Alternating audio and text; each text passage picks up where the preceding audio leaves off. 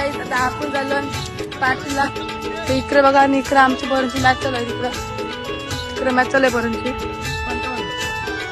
आता आम्ही झालेली बघा आयोजक न गाली. इकडे बघू शकता पोरांचा आले आपली मॅच चालू आहे. दाखवू जाणून चालून पट्टा आता इथे थंड घेतलाय.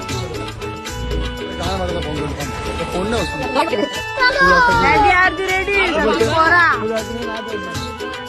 बघ चॉपस्टिक